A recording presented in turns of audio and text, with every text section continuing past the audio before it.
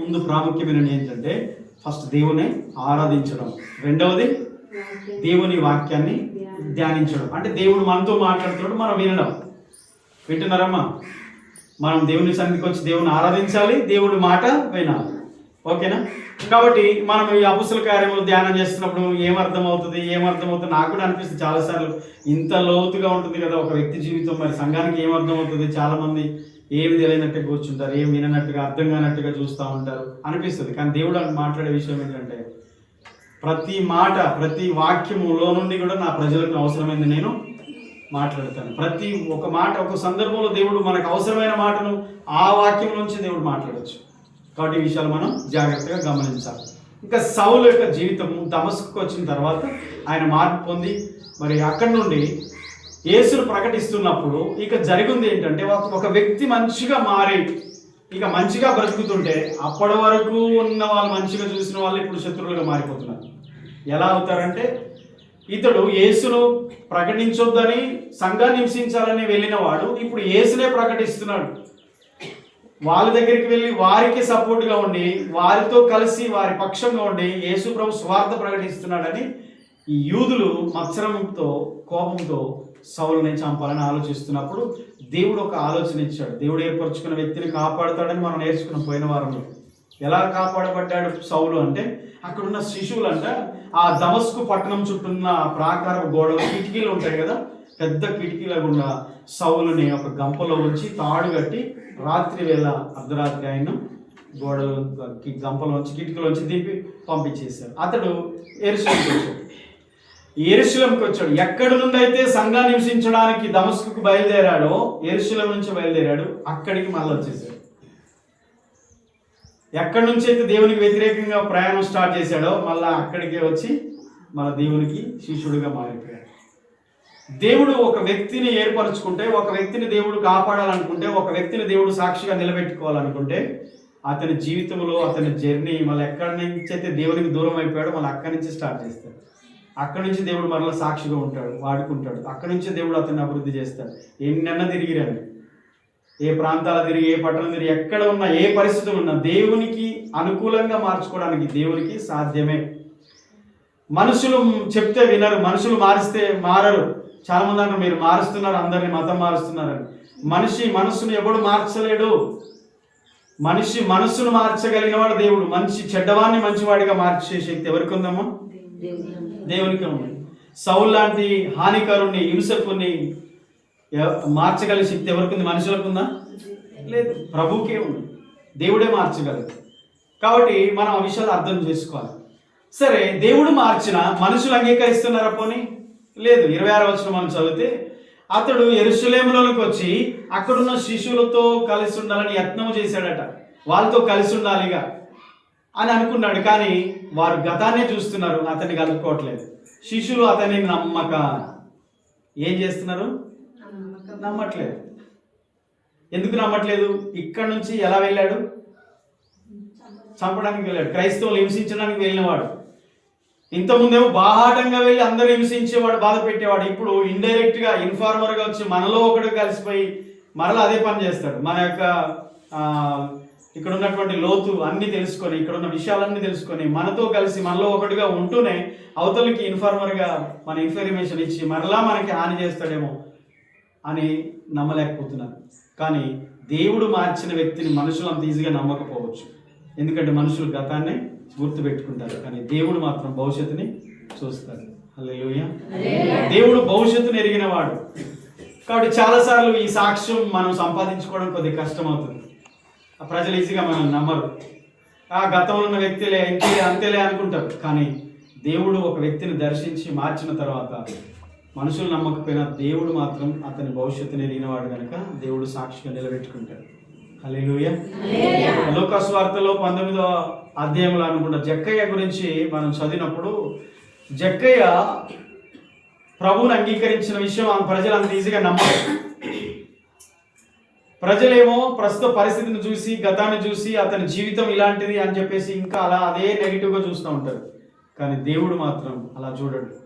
దేవుడు సాక్ష్యం ఇచ్చి పరిస్థితి వచ్చింది. అక్కడ మనుషులు సాక్ష్యం ఇవ్వలేదు, దేవుడు సాక్ష్యం ఇచ్చాడు. ఏమన్నాడు? ఇతడును అబ్రహాము కుమారుడే, ఎందుకనగా నేడి ఈ ఇంటికి రక్షణ. ఒకప్పుడు పాపాత్ముడే, ఒకప్పుడు ప్రజలకు బాధ కలిగించిన వాడే జక్కయ్య మంచివాడు కాదు, చెడ్డ వ్యక్తే. కానీ ప్రభువు ఏర్పరచుకున్నాడు. ఇప్పుడు ప్రభు అతన్ని దర్శించాడు, ప్రభు బిడ్డగా మార్చబడ్డాడు. కనుక ప్రభు సాక్ష్యం ఇస్తున్నాడు. మనుషుల సాక్ష్యం, దేవుని సాక్ష్యం మనకు చాలా అవసరం. హల్లెలూయా. దేవుడు సాక్ష్యం ఇస్తాడు. ప్రజలు అంతగా ఈజీగా నమ్మకపోవచ్చు. ఇంకేమంటున్నారంటే భయపడుతున్నారు. అప్పుడు భయపడ్డారు, ఇప్పుడు భయపడుతున్నారు. భయపడాల్సిన అవసరం మరి మన జీవితాన్ని దేవుడు మార్చలేదా? సౌలుని అయితే పౌలుగా దేవుడు మార్చాడు. మరి ఇక్కడ మనం ఇంకా అలాగే ఉన్నామా, మార్పు పొందామా? ఒకవేళ మార్పు పొందకపోతే మార్పు అవసరం. మన జీవితంలో మార్పు పొందడం చాలా అవసరం. ఆమేన్. అది మనం నేర్చుకోవాలి. సరే, ఇది అంటే కామన్, ఇది జరుగుతుంది. తర్వాత వాళ్ళు నమ్మకపోయినా తర్వాత వాళ్ళు నమ్ముతారు. దేవుడు అతడు ఏర్పరచుకున్న వ్యక్తి అని చెప్పేసి వాళ్ళ తర్వాత గుర్తిస్తారు. టైం పట్టింది. కానీ అలాంటి వ్యక్తిని ఎవరు నమ్మకపోయినా, పట్టించుకోకపోయినా, మనల్ని అర్థం చేసుకునే వ్యక్తులు కొంతమంది ఉంటారు. కొన్నిసార్లు సౌలుని అర్థం చేసుకునే వాళ్ళు లేకపోయినా అర్థం చేసుకునే వ్యక్తులు దేవుడు నిలబెట్టాడు. అలాంటి వ్యక్తులు మనకు అవసరం. ఈరోజు మనం కూడా అలాంటి స్థితిలో ఉండాలి. ఈరోజు ఒక కొత్త వ్యక్తి గురించి పరిచయం మాత్రమే మనం లోతుగా 10 వారాలు నేర్చుకుంటాం. నెక్స్ట్ ఒక వ్యక్తి గురించి 27వ వచనం చదవండి. అయితే బర్నబా అతనిని దగ్గర తీసి అపోస్తలుల యొద్దకు తోడుకొని వచ్చి అతడు త్రోవలో ప్రభువును చూసిననియు ప్రభు అతనితో మాట్లాడిననియు అతడు దమస్కులో యేసు నామమును బట్టి ధైర్యముగా బోధించిననియు వారికి వివరముగా తెలియపరిచెను. ఆమేన్. ప్రజలు సౌలుగానే చూస్తున్నారు, గతంలో ఉన్న సౌలునే చూస్తున్నారు. కానీ భవిష్యత్తులో దేవుని కొరకు వాడబడే పౌలును చూడలేకపోతున్నారు. కానీ దేవుడు ఏ చూపుతో చూశాడో అదే చూపుతో, అదే దృష్టితో చూసే ఒక వ్యక్తి ఇక్కడ సౌలుకు పరిచయం. అతని పేరు బర్నబా. ఈ పేరు మీరు గుర్తుంచుకోండి. గతంలో సౌలు అని, పేతురు అని, అననీయ అని, సఫీరా అని, ఫిలిప్ అని, గారెడ్ సీమోన్ అని, స్టెఫన్ అని పేర్లు విన్నారా? వారాలు వాళ్ళ పేర్లు మనం ధ్యానిస్తూ వచ్చాం. పేర్లు గుర్తుండాలి మీకు. అబ్రహాము, షారా ఎట్లయితే పేర్లు గుర్తుంటాయో పాత నిబంధనల కాలంలో భక్తులు, కొత్త నిబంధనలో చాలా మంది పేర్లు వింటాం చాలాసార్లు. మరియా, మార్తా, లూదియా, ఇట్లా ఒక్కొక్క పేర్లు మనం వినుకుంటూ పోతాం కదా. అట్లా అపొస్తలుల కార్యంలో ఒక ప్రాముఖ్యమైన వ్యక్తులు కొంతమంది ఉంటారు. పేతురు, యోహాను, తర్వాత పౌలు, బర్నబా, ఇంకా కొంతమంది తర్వాత పరిచయం అవుతూ ఉంటారు. ఈ బర్నబా అనే వ్యక్తి మామూలు వ్యక్తి కాదు. ఇతని గురించి 4వ అధ్యాయంలో ఉంటుంది. తర్వాత 11, 14, 13 అధ్యాయాలు, 15 అధ్యాయం వరకు ఉంటుంది. మరి సౌలు తర్వాత బర్నబా ఇద్దరు కలిసి పరిచయం చేశారు. బర్నబా అనే ఒక వ్యక్తి ఈరోజు ఒక విశ్వాసికి చాలా మాదిరిగా ఉంటాడు. ఒక సంఘానికి, ఒక సేవకుని కూడా ఆయన మాదిరిగా ఉంటాడు. వింటున్నారా? బర్నబా ఒక సేవకునికి మాదిరి ఉంటాడు, ఒక విశ్వాసికి మాదిరిగా ఉంటాడు, సంఘమంతటికి మాదిరిగా ఉంటాడు. అనేక విషయాలు ఆయన నుంచి మనం నేర్చుకోవచ్చు. మీరు ఇది ఆరంభమే, పరిచయం. ఈరోజు ఈయన గురించి వింటూ ఉంటే నేను బర్నబా లాగా బ్రతకాలి. ఇప్పుడు పాట కూడా పాడాము అదే.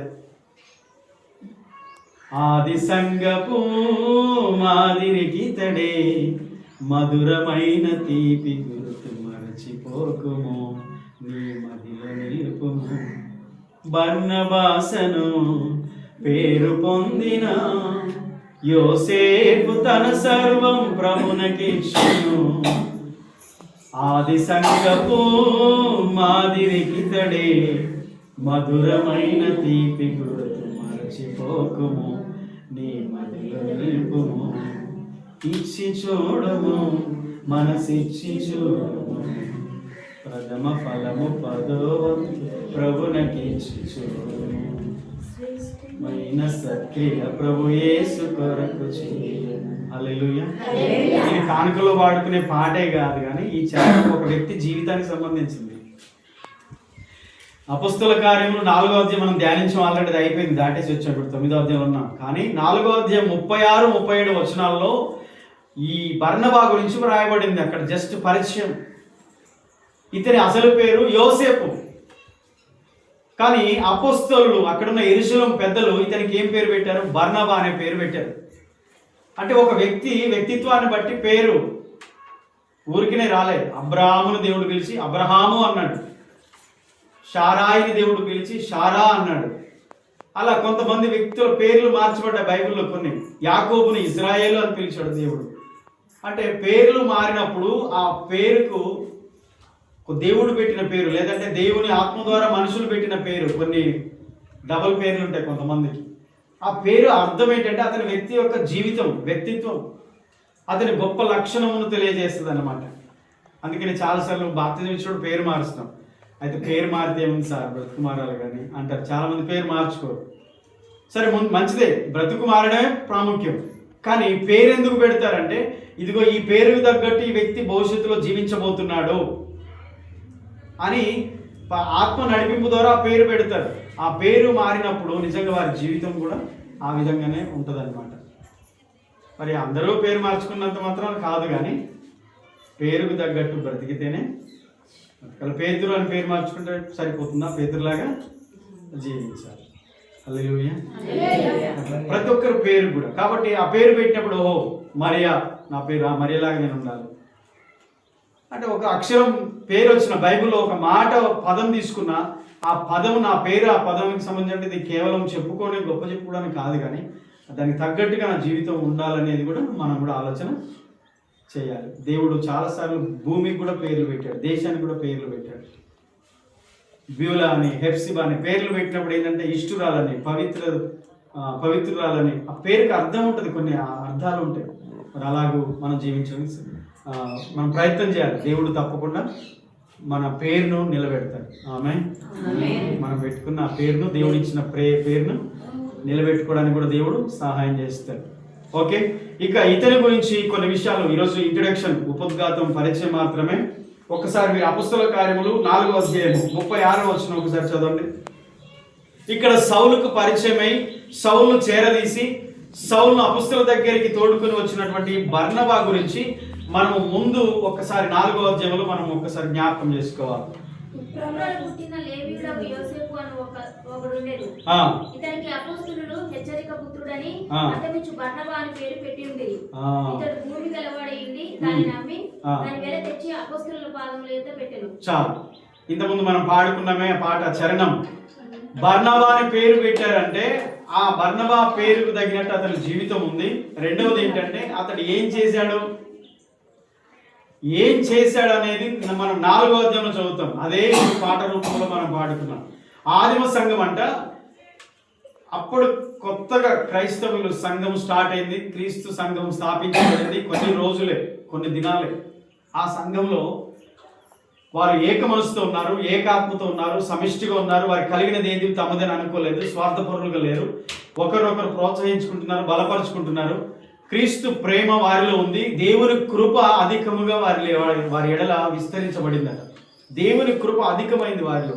ఆ కృప అధికంగా ఉన్నందున వారందరూ కూడా దేవుని యొక్క మనస్తత్వంతో జీవిస్తున్న టైంలో వారు స్థిర ఆస్తులను అమ్మి అపొస్తలుల పాదాల దగ్గర పెడుతూ వచ్చారు. ఆ సందర్భంలో ప్రత్యేకించి వ్యక్తి గురించి రాయబడింది ఏంటంటే, తాను బర్నబా అనే ఒక వ్యక్తి కూడా తన కలిగినదంతా తీసుకొచ్చి అపొస్తలుల పాదాల దగ్గర పెట్టాడు. నిజంగా ఒక గొప్ప మాదిరి చూపించాడు. అతడు ఒక లేవీయుడు. ఇక్కడ అతని గురించి రాయబడింది, అతని అసలు పేరు యోసేపు, అపొస్తలులు పెట్టిన పేరు బర్నబా. అసలు పేరు యోసేపు. అపొస్తలులు అతనికి ఏం పేరు పెట్టారు? బర్నబా అని పేరు పెట్టారు. బర్నబా అంటే అర్థం ఏంటి? ఆదరణ పుత్రుడు, ఆదరించేవాడు, హెచ్చరించేవాడు, కృంగిపోయిన వాడిని లేవనెత్తేవాడు, బలపరిచేవాడు, ఎంకరేజ్ చేసేవాడు, ప్రోత్సహించేవాడు. అతనిలో ఉన్న వ్యక్తిత్వం అది, అతని యొక్క లక్షణం అది, అతనికి మంచి గుణ లక్షణాల్లో అది ఒకటి శ్రేష్టమైనది కనుక అతనికి ఆ పేరు పెట్టబడింది. రెండవది ఏంటంటే అతని వంశము లేవి వంశం. మరి యాకోబు 12 మంది కుమారులు లేవి ఒకడు. లేవి గోత్రాన్ని దేవుడు సేవ కొరకు ఎన్నుకున్నాడు. వాళ్ళు కేవలం ప్రత్యక్ష గుడారంలో సేవ చేసే వాళ్ళు యాజకులు, లేవీలు. ఆ లేవి వంశానికి సంబంధించిన వాడు. ఇతని స్వస్థలం కుప్రా అనేటువంటి ప్రాంతం, ఒక దీవి అన్నమాట. అది సముద్రంలో ఉంటుంది, ఒక భూభాగం. అది దానికి అక్కడికి సంబంధించిన వాడు అనమాట, అక్కడి వ్యక్తి ఆయన. రెండవది తర్వాత 4వది అతని వ్యక్తిత్వము ప్రోత్సహించేటువంటి వ్యక్తిత్వం. ఇది గుర్తుపెట్టుకోండి.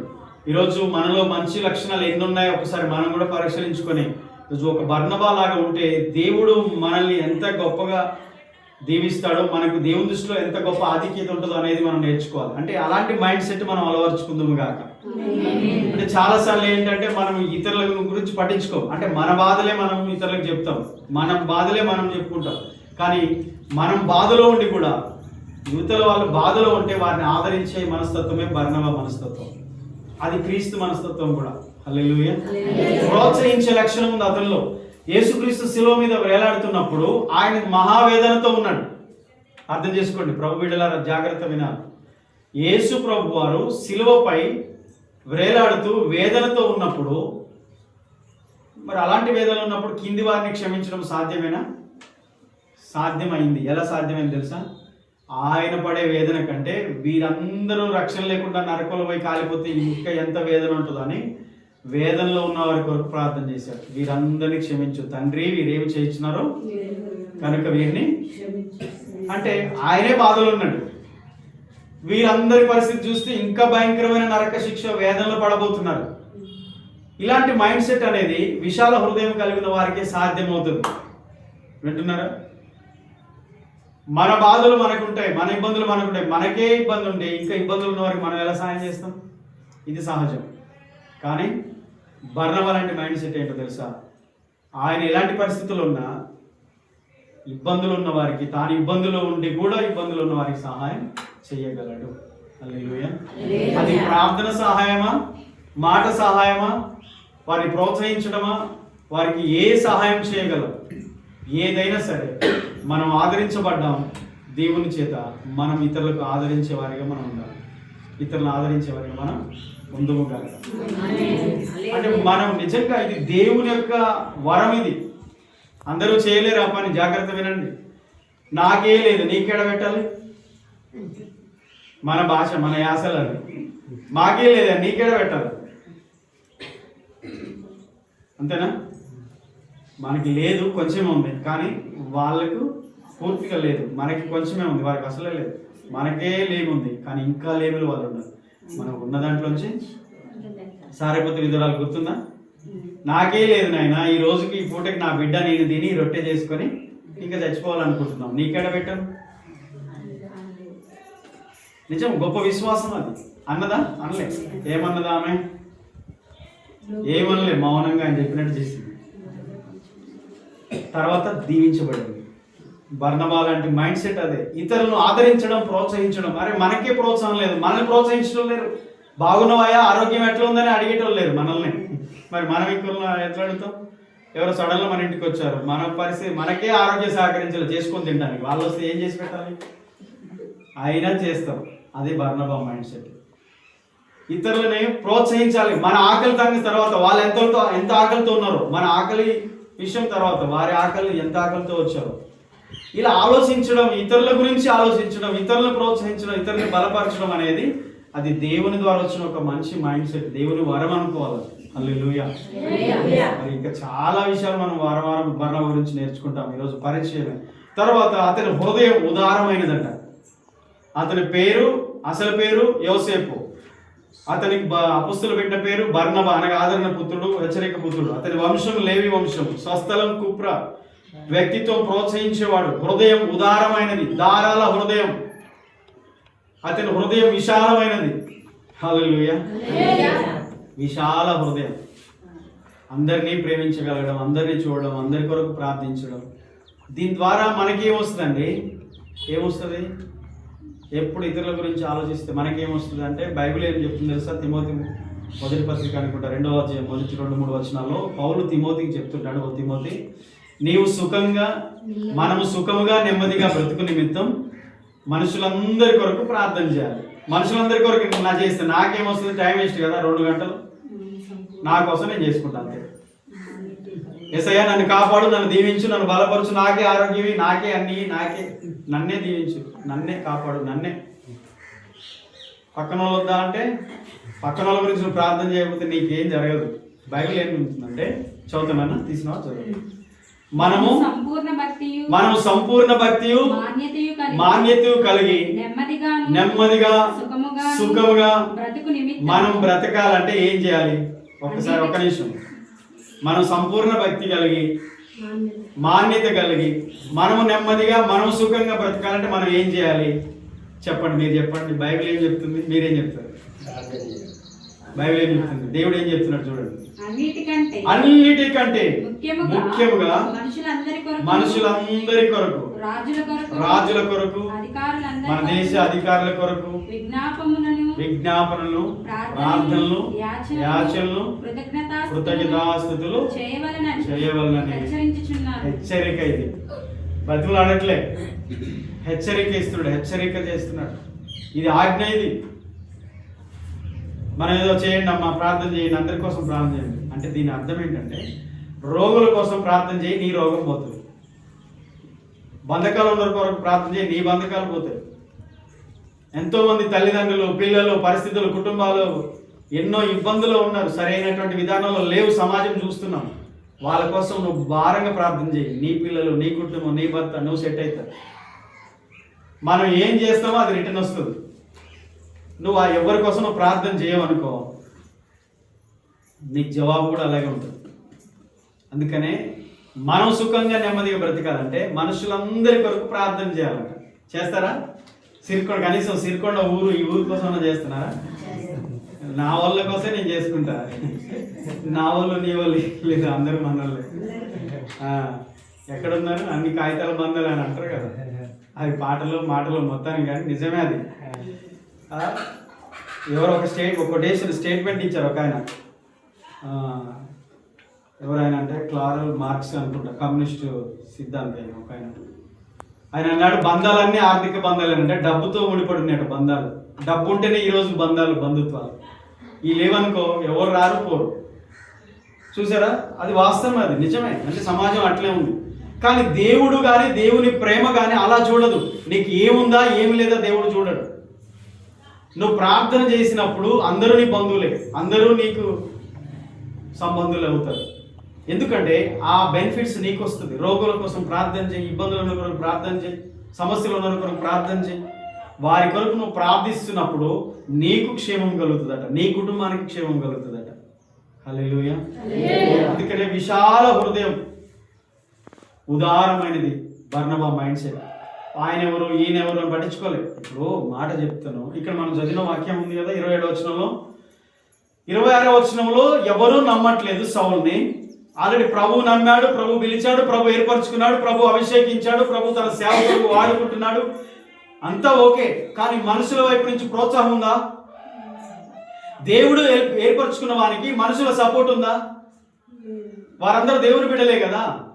యెరూషలేముకి వెళ్ళాడు సౌలు. యెరూషలేములో సంఘ పెద్దలు, అపోస్తలు, మహానుభావులు, పెద్ద పెద్దలు ఉన్నారు. మామూలు కాదు, అంత ప్రభుత్వం ఉన్న శిష్యులు కూడా ఉన్నారు అక్కడ. వీరందరూ ప్రోత్సహిస్తున్నారా సౌల్ని? వీరందరూ బలపరుస్తున్నారా సౌల్ని? చేరదీశారా? కనీసం నమ్ముతున్నారా? ఓ ప్రభు దర్శించాడట, ఈ క్రూరుడైన సౌలు, హింసకుడైన హానికరుడైన సౌలును దేవుడు మార్చాడట, ఇతని జీవితం మారింది, ఇప్పుడు దేవుడు నమ్ముకున్నాడు, ఇతడు ప్రభు బిడ్డ అయ్యాడు అని చెప్పేసి నమ్ముతున్నారా? నమ్మట్లేదు.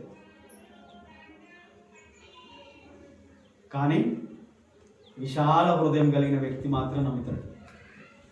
ధారాళ హృదయం కలిగిన వ్యక్తి, ప్రోత్సహించే వ్యక్తి, ఇలాంటి మైండ్ సెట్ కలిగిన, అందరి క్షేమం కోరేవాడు మాత్రం శత్రువునైనా ప్రేమిస్తాడు. ఆమేన్. అందరి మంచిని కోరేవాడు తనకు హాని చేసే వారిని కూడా ప్రేమిస్తాడు, తను బాధ పెట్టే వారిని కూడా ప్రేమిస్తాడు. అది బర్నబా మైండ్ సెట్, బర్నబా జీవితం. అది హద్దులు పెట్టుకుంటారు చాలా మంది కదా. అపొస్తలులే నమ్మకుండా ఆలోచిస్తున్నారు, ఒకవైపు లోపల భయపడుతున్నారు. కానీ దేవుడు ఏర్పరచుకున్న వ్యక్తిని నమ్మే వాళ్ళు ఉంటారు. అలాంటి హృదయం, దేవుని లాంటి మనస్తత్వం కలిగిన వ్యక్తులు ఉంటారు. బర్నబా గురించి హై విధానం మనం ఆలోచించదు. అక్కడ ఉన్న అపొస్తలు అందరికంటే కూడా గ్రేట్ ఆయన మైండ్ సెట్. అందుకనే ఈరోజు ఈ ముగింపు బర్నబా గురించి అయిపోయేలోపు మీరు అందరూ బర్నబా లాంటి మనస్తత్వం కలిగి ఉందరు కాక, మనం అందరం కలిగి ఉందాము కాక. బర్నబా లాంటి వ్యక్తులు ఉన్న కుటుంబాలైనా సంఘాలైనా వర్ధిల్లుతాయి.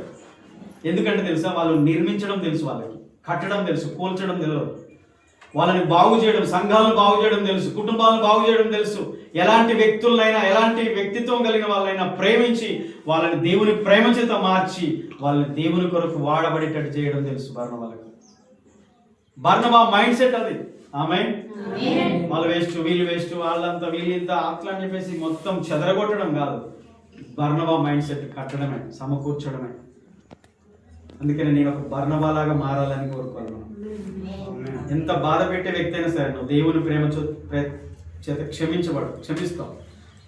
క్షమించినప్పుడు ఆ వ్యక్తి జీవితం మారుతుంది. నువ్వు నీ ఇంట్లో వాళ్ళని నిన్ను బాధ పెట్టే వాళ్ళని నువ్వు క్షమిస్తే ఒకరోజు అతడు నీ ప్రేమను, దేవుని ప్రేమను తెలుసుకుంటాడు. నీలో ఉన్న దేవుని ప్రేమను తెలుసుకుని అతడు జీవితం మార్చుకుంటాడు. అతడి జీవితం కట్టబడుతుంది. ఆమేన్. భయపడి, నమ్మకుండా, అవిశ్వాసంతో, సందేహించి దూరంగా ఉంచలేదు. బర్నబా చేరదీశాడని రాయబడింది. అతడు చేరదీశాడు. రెండవది వారి దగ్గరికి తీసుకెళ్ళాడు, పరిచయం చేశాడు, మంచి చెప్పాడు. ప్రభు ఇతను దర్శించాడు, ప్రభు ఇతనితో మాట్లాడాడు, ఇతని జీవితం మారింది. ఇతడు ఇప్పుడు సౌలు కాదు, ఇతడు ఒక పౌలు, దేవుని శిష్యుడైన, దేవుడు ఏర్పరచుకున్న వ్యక్తి అని చెప్పాడు. మీ గురించి అలా చెప్పే వాళ్ళు ఉన్నారా? ఒకవేళ లేకపోవచ్చు, కానీ మీరు అలా ఉందరుగాక. మీరు ఒక వ్యక్తి గురించి ఇంకొక దగ్గర చెడుగా చెప్తారా, మంచి చెప్తారా? మంచిగా చెప్పండి. లోపాలు ఉన్నా సరే మంచి చెప్పండి. ప్రేమ దోషములన్నిటినీ కప్పుతుంది. ఒకటి చెప్పి ఇంకా మనం 10 కలిపి చెప్తే మంచి వాళ్ళ జీవితం కూడా నాశనం అయిపోతుంది. లేని వాటిని పలుకు అబద్ధ సాక్షి దేవునికి అసహ్యుడట. హేయుడు. లేని వాటిని పలికి అబద్ధ సాక్షులు దేవునికి చాలా హేయుడు.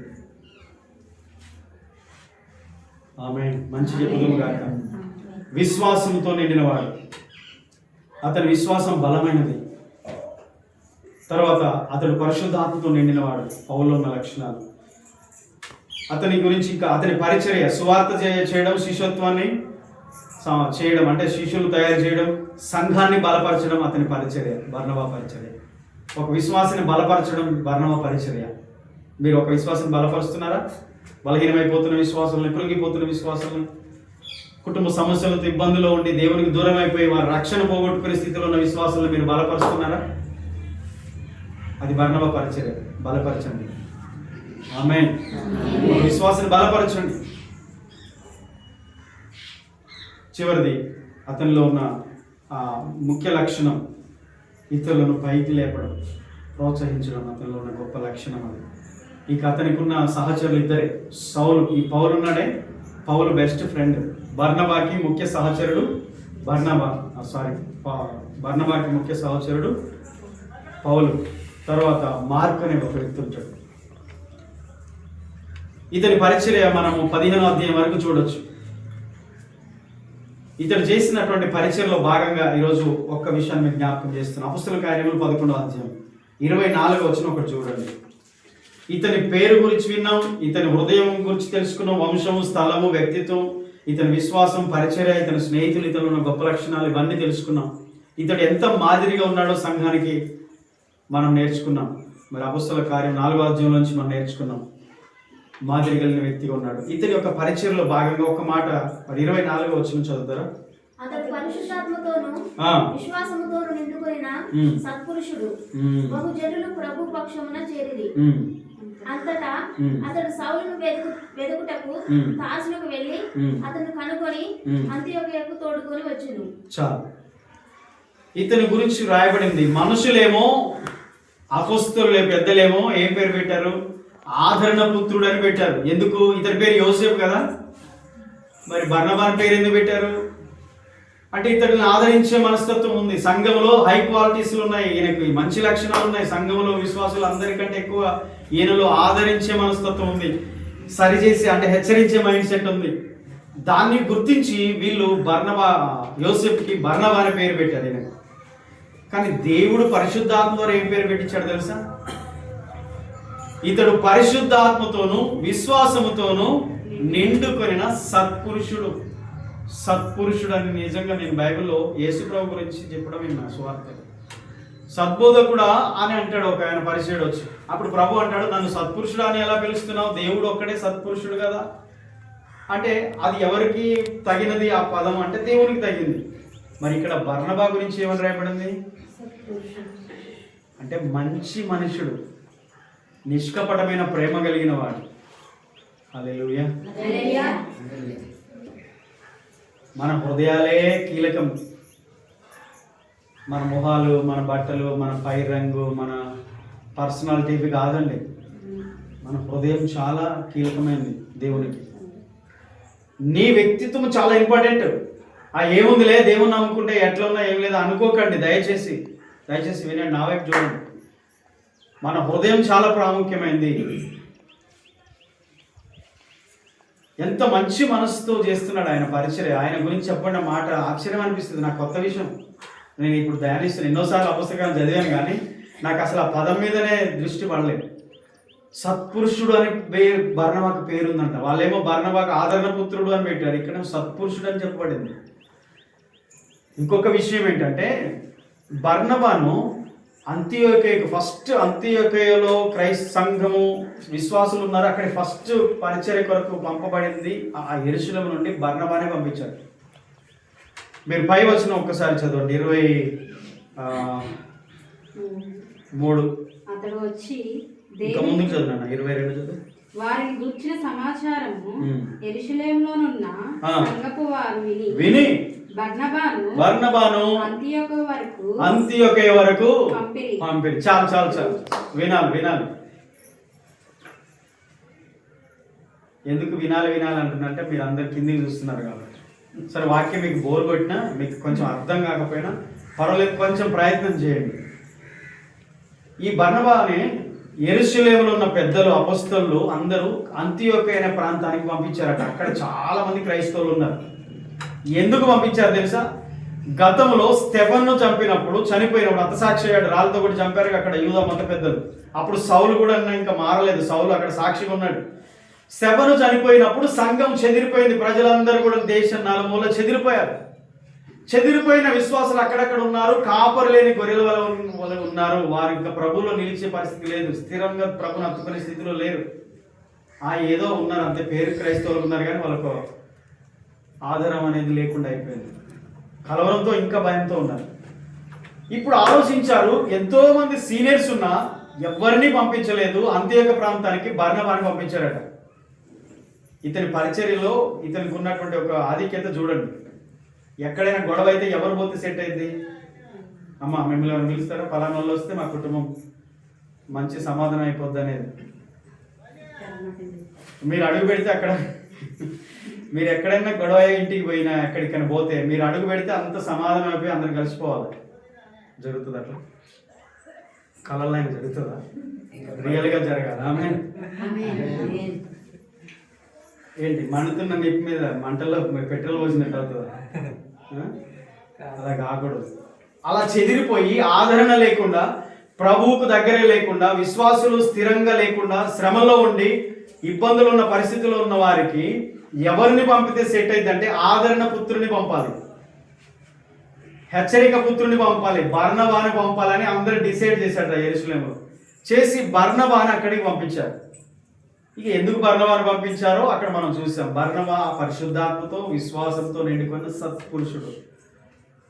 అనేక బహుజన సమూహము ప్రభు తట్టు తిరిగిరి అని రాయబడింది. అంటే ఆయన వెళ్ళిన తర్వాత జరిగిన కార్యం ఏంటో తెలుసా? దేవునికి దూరంగా ఉన్న వాళ్ళందరూ దేవునికి దగ్గర. ఒక కుటుంబంలో నువ్వు అడుగు పెడితే ఆ కుటుంబం అంతా సమాధానంగా ఉండాలి. ఆ కుటుంబం అంతా కూడా ప్రభు తట్టు తిరగాలి. ఆ కుటుంబం అంతా కూడా ఐక్యతగా ఉండాలి. ఉంటుందా? ఒక్క కుటుంబంలో అడుగు పెడితే ఆ కుటుంబం ఐక్యతగా ఉంటుందా? కుటుంబం విడిపోతుందా? లోకంలో అయితే మనం అది చూడట్లేదు. కానీ దేవుని బిడ్డలుగా దేవుడు మనకి ఇచ్చినది ఆధిక్యత తెలుసా? సమాధాన పరచువారు ధన్యులు, వారు దేవుని కుమారులు. అంటే ఎంత గొడవలున్నా నువ్వు పోతే సమాధాన పరచాలంటే, నువ్వు పోవడం ద్వారా ఆ కుటుంబం, విడిపోయే కుటుంబం సమాధానం కావాలి. ఆ ఫ్యామిలీ, ఏ ఫ్యామిలీ అయినా సరే, ఏ కుటుంబం అయినా సరే, ఎలాంటి పరిస్థితులైనా సరే, ముఠాలు కూడా పనిచేసి ఇక్కడ గ్రూపుల్లో కూడా గొడవలు వస్తాయి. కానీ నీ ద్వారా గ్రూప్ అంతా కూడా మళ్ళీ ఐక్యత కావాలి, సంఘం అంతా ఐక్యత కావాలి. సంఘం కూడా గలిబిలి చేసే వాళ్ళు ఉంటారు, కానీ నీ ద్వారా సంఘం అంతా కట్టబడాలి. సంఘం ముక్కలు కావద్దు, సంఘం చెదిరిపోతుంది. నీ ద్వారా సంఘం, నీ కుటుంబమైనా, సంఘమైనా, బయట సమాజమైనా, పనిచేసే గ్రూప్ అయినా, మహిళా సంఘాలైనా, ఇంకెందుకు మరి ఆడికి కూడా రావాలి కదా. స్త్రీల మీటింగ్లు, గొడవలు చాలా ఉంటాయి బయట. ఎంతమంది ఎన్ని గొడవలు పడినా నువ్వు వెళ్ళినామంటే ఆ సంఘం అంతా ఒకటే కావాలి. ఆమేన్. విడిపోయే వాళ్ళందరూ కలిసి ఉండాలి. వాళ్ళ గ్రూప్ వీళ్ళ గ్రూప్ కాదు, ఒకటే గ్రూప్. కాబట్టి దేవుడు నీకు ఇచ్చిన ఆధిక్యత అది. అంటే నీ లోపల సమాధానపరిచే ఆత్మ పనిచేస్తుంది. బర్నబాకు దేవుడు ఇచ్చిన తలాంత్ అది. మరి అది మనకు అందరికీ వర్తిస్తుంది. ఆమేన్. సమాధానపరచువారు ధన్యులు. ఆమేన్. దేవుని కుమారులు వాళ్ళే. మీ జీవితంలో ఒక్కసారి ఆలోచించుకోండి. బర్నబా అక్కడికి వెళ్ళిన తర్వాత ఏం జరిగిందంటే బహు జన సమూహం ప్రభు తట్టు తిరిగారట. అతడు ఏం చెప్పాడని తిరిగారు. ఏం చెప్పాడు? 5 వచనం చదువున్నాను, 23 వచనం. అతడు వచ్చి దేవుని కృపను చూసి సంతోషించి వారితో చెప్తున్నాడు, ప్రభువుని స్థిర హృదయంతో హత్తుకున్న వాళ్ళని అందరినీ హెచ్చరించి. ఆమేన్. ప్రభువుని స్థిర హృదయంతో హత్తుకొనండి అని చెప్పాడు. చెప్పి హెచ్చరిక చేశాడు. ఇతని పేరేంటి? హెచ్చరిక పుత్రుడు, ఆదరణ పుత్రుడు. అంటే ఆదరిస్తాడు, బలపరుస్తాడు, ఓదారుస్తాడు, ఎంకరేజ్ చేస్తాడు, ప్రోత్సహిస్తాడు. నెక్స్ట్ దాంతో పాటు చురుకలు కూడా ఇస్తాడు, గద్దింపులు కూడా ఇస్తాడు. ఈ నచ్చవు కదా. మమ్మల్ని ఎప్పుడు ఆదరించాలి సార్, మమ్మల్ని బలపరచాలి, మమ్మల్ని ఎప్పుడు ప్రోత్సహించాలి, కానీ మమ్మల్ని గద్దించొద్దు. గద్దించొద్దా? హెచ్చరించొద్దా? చాలా మందికి అర్థం కాక విమర్శిస్తున్నాడు. అయ్యగారు మమ్మల్ని బాగా ఇట్లా అట్లా అంటున్నాడు. అసలు అయ్యగారు కాదు, వాక్యమే చెప్తుంది హెచ్చరిక అనేది మనకు అవసరం. ఆమేన్. మన ఆశీర్వాదాలకు కారణం అదే. దేవుని హెచ్చరిక, దేవుని గద్దింపు మనము తృణీకరించకుండా తీసుకుంటే మనం దీవించబడతాం. హెచ్చరిక చేసినప్పుడు అంటే వారందరూ కూడా ప్రభువుని స్థిర హృదయంతో హత్తుకొని బహుజన సమూహాలు కూడుకున్నారు. ఇంకా ఆయన ఏం చేశాడు తెలుసా? ఈ సౌలు యెరూషలేములో వాళ్ళు రిజెక్ట్ చేస్తున్నారుగా, ఆయన తర్వాత తార్సుకి వెళ్ళిపోయాడు. తన సొంత ఊరికి వెళ్ళిపోతే సౌలుని వెతుక్కుంటూ వెళ్ళి బర్నబా తార్సులకు వెళ్ళి సౌలు ఊరికి వెళ్ళి అక్కడి నుండి ఆయన తీసుకొని వచ్చి, దేవుడు నీకు ఇచ్చిన దర్శనం ఏంటి, నీ పిలుపు ఏంటి, నీ గొప్ప దేవుడు నీకు ఇచ్చిన గొప్ప ఆధిక్యత ఏంటి అని చెప్పి అతన్ని ప్రోత్సహించి తీసుకొచ్చి కలిసి 2 సంవత్సరం పాటు అంత్యయుగంలో సేవ చేశారు. ఆమె సేవలో దూరం అయిపోయిన వారిని, బలహీనమైన వారిని నిలబెట్టే మనసు బర్నబాది.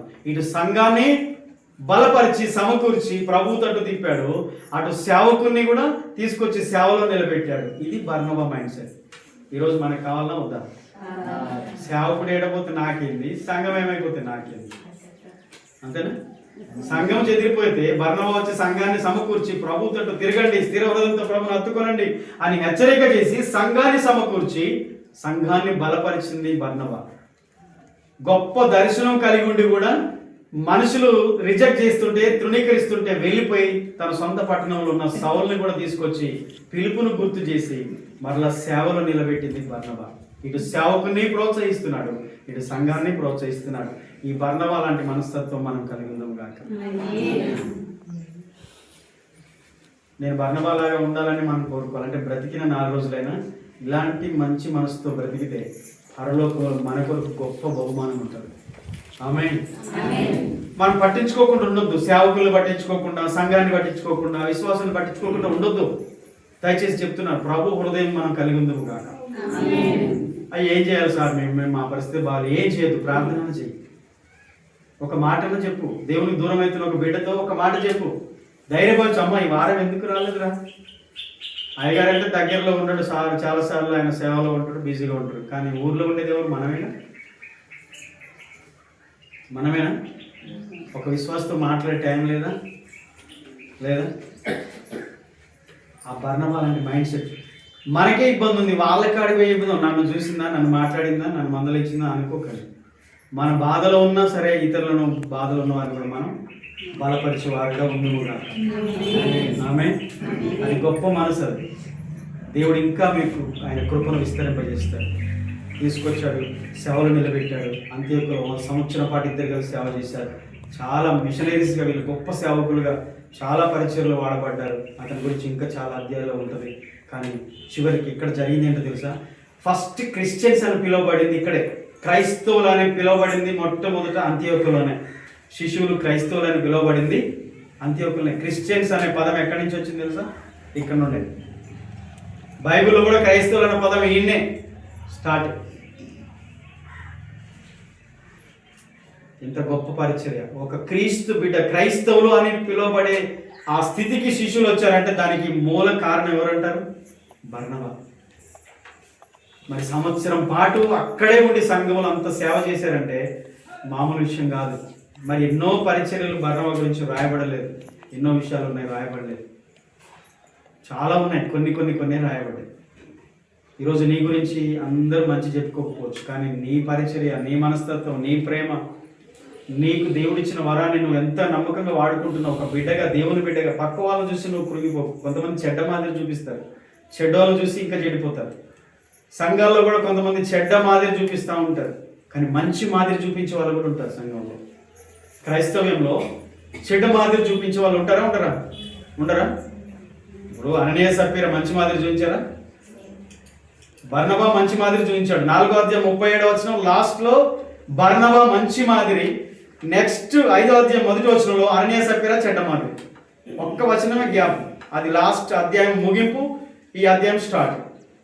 బర్నబాలాగా చేయబోయి నటించి తమను తాము మోసం చేసుకున్నారు. సంఘానికి ఏం మాదిరి చూపించారు? చెడ్డ మాదిరి చూపించారు. కానీ బర్నబా మంచి మాదిరి చూపించాడు. మీరు మంచి మాదిరి చూపించండి. కష్టాలు ఉంటాయి, ఇబ్బందులు ఉంటాయి, ఒత్తిళ్ళు ఉంటాయి, నిందలు ఉంటాయి, అవమానాలు ఉంటాయి. క్రైస్తవ జీవితం అంతా సాఫీగా సాగదు. మళ్ళీ చెప్తున్నాను, తోడేళ్ల మధ్య గొర్రె పిల్లలు ఉన్నట్టు. చుట్టూ తోడేళ్ళు, మధ్యలో గొర్రె పిల్లలాగా ఉంటారు. లోకమంతా ఒకటి, మరి దేవుని బిడ్డలు ఒకటి. అంటే దేవుని బిడ్డల పక్షంగా దేవుడు ఉంటాడు. అయితే ఈ లోకం ఒక ఇన్ఫ్లుయెన్స్ ఉంటుంది, ఒత్తిడి ఉంటుంది కదా, ఫోర్స్ ఉండదా? లోకం నుంచి వ్యతిరేకత ఉంటుంది. ఈ రోజు మీరు ఎందుకు పండగ చేయలేదు, ఎందుకు బోనం ఎత్తుకోలేదు? ఒక చిన్న ప్రతి దానికి అడుగడుగున క్రైస్తవ జీవితంలో వ్యతిరేకత ఉంటుంది. నీ జీవితం అంత సాఫీగా ఏం సాగదు, కానీ ప్రభువుని స్థిర హృదయంతో నువ్వు హత్తుకొని సంఘానికి మాదిరి చూపించు. మాదిరిగా బ్రతుకు అంతే. ఏంటి మరి నేను ఎంతగా దేవుని కొరకు ఓర్చుకొని నేర్చుకొని నా జీవితం అంతా త్యజించుకొని దేవుని కొరకు బ్రతికితే నాకేంటి అంటే నీ కొరకు నీతి కిరీటం ఉంది, బహుమానం ఉంది. స్తెఫను మరణించిన వెంటనే ఆకాశం తెరవబడింది, మనుష్య కుమారుడు లేచి నిలబడ్డాడట. చూస్తున్నాడు దర్శనంలో. అంటే దేవుని బిడ్డలు భూమి మీద దేవుని నామంలో పడే బాధ ప్రతి దానికి దేవుని దగ్గర గౌరవం ఉంది. అవమానం కాదు, గౌరవం. నా బిడ్డ నా కొరకు అనేక శ్రమలు అనుభవించిందని చెప్పేసి దేవుడు లేచి నిలబడుతున్నాడు. అంత రెస్పెక్ట్ ఎవరిస్తారు నీకు? ఎవరిస్తారు? ఎవరెవరు? దేవుడే అంత రెస్పెక్ట్ మనకి ఇస్తున్నాడు. ఎందుకు? ఆయన నామమును ధరించిన నీవు ఈ లోకంలో అలా బ్రతుకున్నాను. అయితే బర్నబాలాగా ఒక మాదిరి కలిగిన జీవితం జీవించుదువుగాక. ఆమేన్.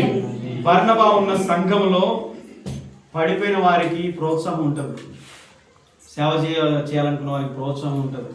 బర్నబాలాగా ఉన్నటువంటి వ్యక్తులు ఉన్నటువంటి కుటుంబాల్లో కానీ సంఘాల్లో కానీ కృంగిపోయిన వారికి ఆదరణ దొరుకుతుంది. మరి నీ ఆదరణ ఎంతోమందికి అవసరమైంది. మరి నీ కుటుంబంలో కూడా అది అవసరమే. వారు చాలా పరిస్థితుల్లో ఉండి అనవసరంగా మాట్లాడుతుంటారు, కానీ ఒక ప్రేమ కలిగి ఆదరించే వ్యక్తిగా, ప్రోత్సహించే వ్యక్తిగా మాత్రమే ఉందువుగాక. ఆమేన్. చాలామంది చిన్న చిన్న విషయాలకే చచ్చిపోతుంటారు కదా, అపార్థం చేసుకుని. చిన్న విషయాలు అవి. నేను ఒక న్యూస్ చూసారా, మహారాష్ట్రలో అనుకుంటా, ఐఫోన్ కోసం నిన్న జరిగింది. ఒక చిన్న ఫోన్ గురించి, ఈఎంఐ గురించి కొడుకు ఇంట్లో తల్లిదండ్రులు దానికి ఒప్పుకోనందుకు చిన్న చిన్న విషయాలకి పెద్ద పర్వతం ఎక్కి దాని చివరని నిలబడి సూసైడ్ చేసుకుంటాను. చాలా మంది పోలీసులు వచ్చారు, అగ్నిమాపక సిబ్బంది వచ్చారు, ప్రజలు చాలా మంది వచ్చారు. అలా నిలబడి బెదిరిస్తున్నాడు అంతే. చివరికి తండ్రి దగ్గరికి పరిగెత్తుకొని వచ్చి కాపాడదామని దగ్గరికి వెళ్ళేసరికి ఇద్దరు స్లీప్ అయిపోయి పెద్ద పర్వతం నుంచి కింద పడ్డారు. తండ్రి కొడుకు చనిపోయారు. వాళ్ళిద్దరు చనిపోయి చూసి ఆమె కూడా కిందికి చచ్చిపోయింది. చిన్న విషయం. అంటే ఏదన్నా మాట అన్నప్పుడు సహించుకోలేకుండా కుటుంబాల్లో ఎలా చేస్తున్నారు భర్తలు, భార్యలు, పిల్లలు, కుటుంబ పరిస్థితులు చాలా దారుణంగా ఉంటాయి. కాబట్టి దేవుని నమ్ముకున్న బిడ్డగా, ప్రార్థించే తల్లిగా, ఒక ప్రార్థించే భార్యగా నీవు ఇంట్లో వాళ్ళు అనవసరంగా మాట్లాడినా, అనవసరమైన వాటికి మనము రియాక్ట్ అయిపోయి అన్నిటికీ మనం గొడవలు లేపుకుంటే ఆ చిన్న మిస్టేక్ జరిగిందంటే ఏదో నాకు నష్టం జరుగుతుంది కదా, అది పెద్ద ప్రాణాల దాకా వెళ్ళిపోతూ ఉంటుంది.